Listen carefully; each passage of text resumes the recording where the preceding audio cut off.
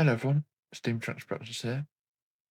It's been a while since I've updated you guys on Project Edrig, isn't it? You're probably wondering what was going on with the project because of all the radio silence on YouTube, Reddit and Discord. Rest assured that the project is still going ahead, and I'm pleased to announce that we're finally back.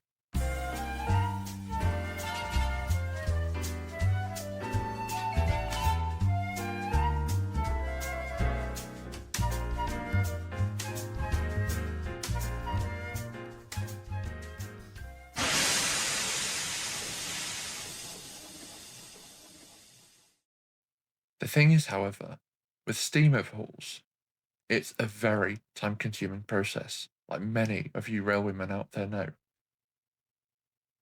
There is a good few months of silence whilst you wait for the parts to be manufactured. But more about that a bit later. Anyway, moving on. I know the date for Connie's return has moved a lot.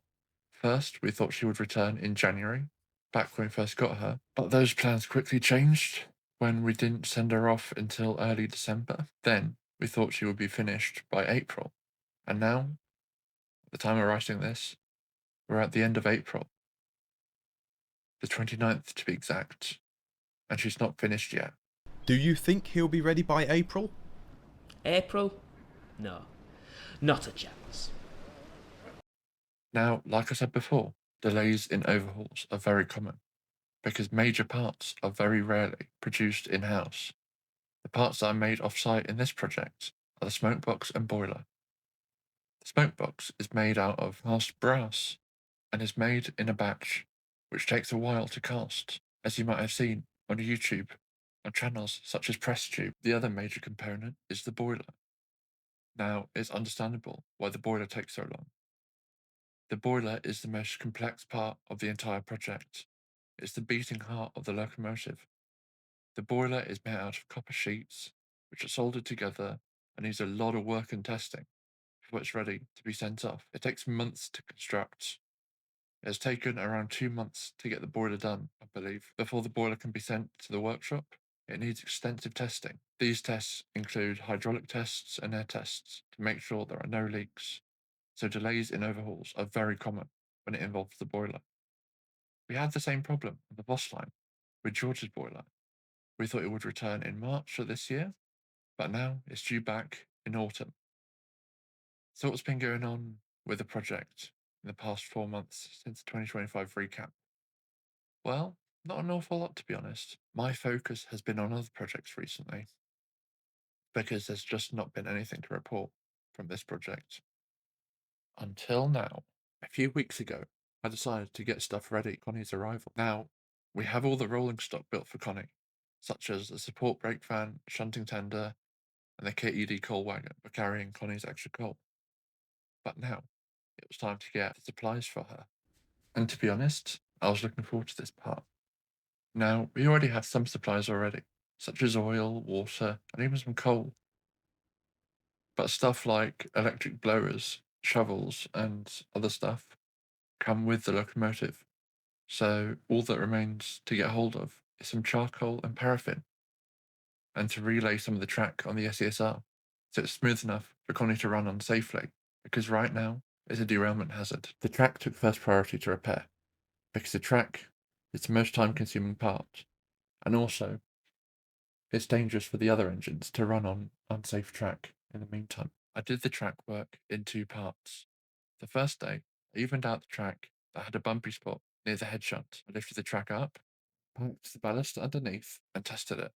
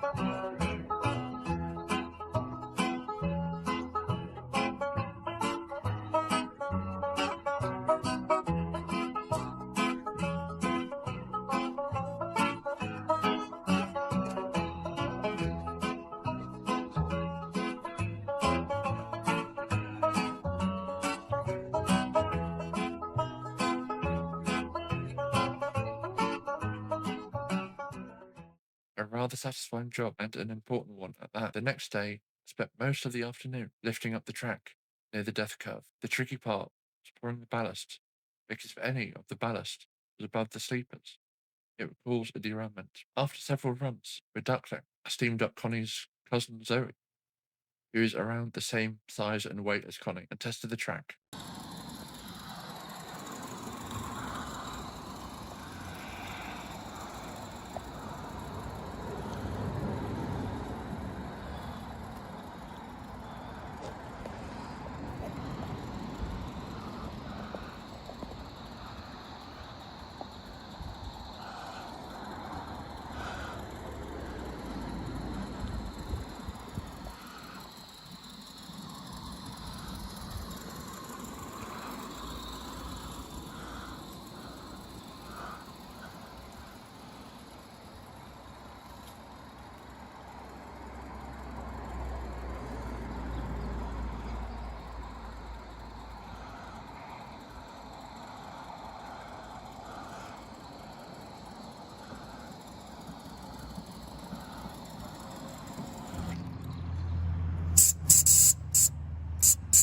Zoe ran very well.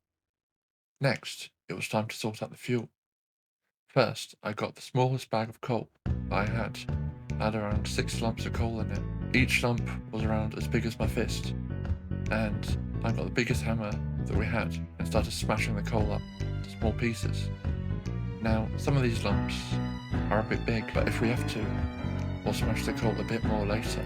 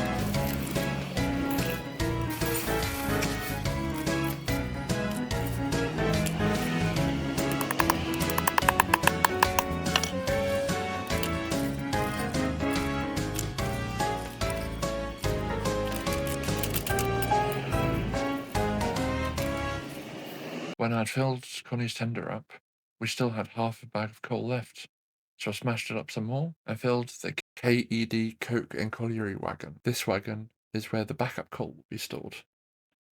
Even after 2 wagons full, there was still a little bit more coal. In case you didn't know, the coal that we're using is Polish coal. Then I bought some charcoal and smashed that up as well. After smashing the charcoal up, I put it in a jar and soaked it in paraffin. Pieces are meant to be as big as a fingernail, so the chunks will be a bit big because my hands are huge. Speaking of firing up the engine, my friend Raymond, the Closbury Productions, has given me some advice on firing a model locomotive. He said fill the firebox with charcoal up to the door and light the fire, and when the fire is caught, slowly put the blower on. You might want to slowly lower the blower onto the funnel so you don't kill the fire. About 5 minutes or whenever the fire is red hot, gradually shovel a bit of coal on at a time. Thank you very much, Raymond, for all your advice. Everyone please go and check out his channel. We're currently working on a collaborative project, a bit like the George overhaul project, but the difference being this is for Harry, 7¼ Corey Hunslet. The last thing I did was I got some supplies and packed them up in a toolbox. In addition to coal and paraffin, I received weapon oil and a spanner set and a pack of rags for Christmas, especially for Connie. The paraffin I got was 2 bottles of paraffin, 1 regular and 1 of ethanol 1. One thing you need to be careful about paraffin is that it can go everywhere and is a massive fire hazard. Not only is it a fire hazard, it's also odorless. That means that you can't smell it if you spilt it. I also bought some pinochet sticks, but not for wagon conversions this time, but for soaking in paraffin and starting the fire. Now comes the most exciting bit, the update on Connie herself. On the day of writing this, April 29th, I got an email saying the boiler arrived at the DJB engineering workshops. And I've got to be honest, I screamed when I read the email. I could not believe that the boiler was so close to getting fitted to Connie. The next day, I saw that a photo had been posted to Facebook, and that photo was of Connie. She had just had a new boiler put on, along with her tanks. Could not be happier. Now, as you can see in the photo, everything is still loose because she still has a bit of work that needs doing to her. What needs doing is the plumbing for the mechanical injectors and regulator. Also to fit her dome and steam pipe, along with a few other things like the whistle. As you can see, she has had a few holes cut into her footplate. The one on the left side of her footplate is where the mechanical injector is going to be fed through. And she has also had a hole cut into her running plate in front of the footplate where the firebox will fit through. And so the ash pan can be fitted underneath the footplate. When the boiler's attached, she will then get all the plumbing and controls fitted. The regulator, reversing gear, the axle pump, everything I listed before in a previous video. After that, she'll be getting her boiler cladding and tanks back. Her boiler cladding will be made out of brass and will be painted along with her smoke box. Speaking of the smoke box, let's take a look inside. As you can see here, the smoke box is complete. Let's go through what's inside the smoke box, if you weren't familiar with the smoke box already. At the very back are the boiler tubes. Boiler tubes, it drags the fire through the tubes, creating heat and creating draft too. In front of that is a steam pipe. This pipe goes from the regulator, runs through the displacement lubricator, and into the smoke box. It runs through the smoke box and into the cylinders below, and at the front and centre of the smoke box is the blast pipe. The blast pipe is what sends steam up through the funnel and is the key component in the locomotive's signature chuffing sound. The pipe next to it is the blower. The blower sends a jet of steam up the funnel whilst the engine is steaming up or sitting stationary in the yard. But do be careful because it's hot. Well, it's all metal and it's all hot. Cog thing. Huh? The little metal. Ow! The metal thing. Yeah. It's hot. Well, it's all metal, it's all hot. The other new feature in the smoke box is a smoke box dart. Before she was converted, in her old smoke box, there was just a clip to hold it closed, like any other standard Acrocraft locomotive. But now, Connie has a bar that you turn, and then when you turn it, it locks. A little bit like what Zoe has in her smoke box. Just that instead of turning the entire smoke box door, you just turn the little bar. But it still functions the same way. On the tanks, you can probably see a little hole on the top of the side tank on the left. That is where the gas nozzle used to be, where you could top up the gas.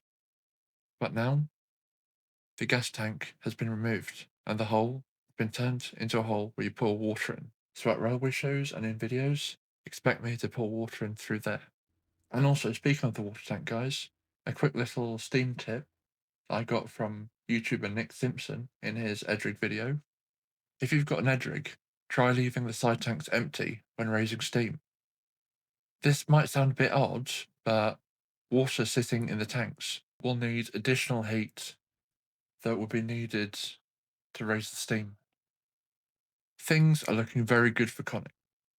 After she's completed, she'll get steam tested, and then, when she passes her steam test, she'll be sent down south to my grandfather's place, and that is where I will be reunited with my dear engine.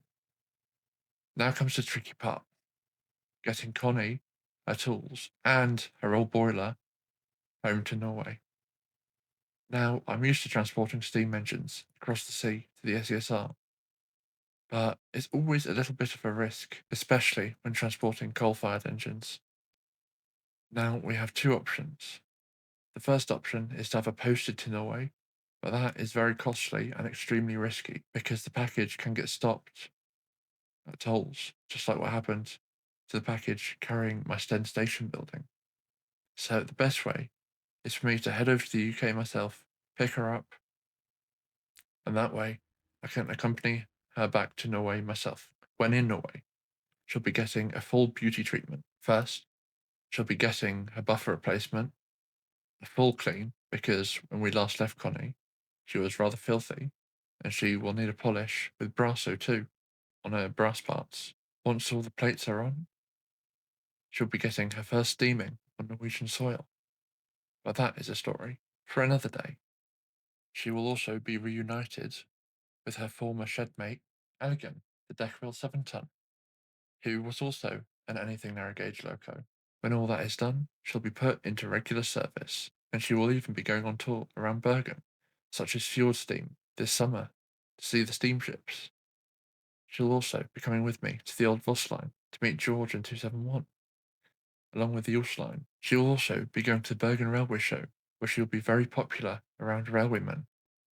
And at some point, she'll be going to places such as Cornstar engine sheds and Flom. She will also be doing stuff like cooking on the footplate videos, where we will be cooking bacon on the shovel, as well as brisket. Well, a very small piece of brisket, that is, because it was requested by a viewer. So yeah, guys, that brings us to the end of this video, getting everything ready for Connie's arrival. If everything goes to plan, the next video should be somewhere between the end of May and around mid-June. Massive thank you to everyone for watching, supporting the journey. It genuinely means a lot. We've got something really special coming up. I can't wait to share it with you guys. Until then, stay safe, stay happy, take care of yourselves, and this is Steam Trucks Productions signing off.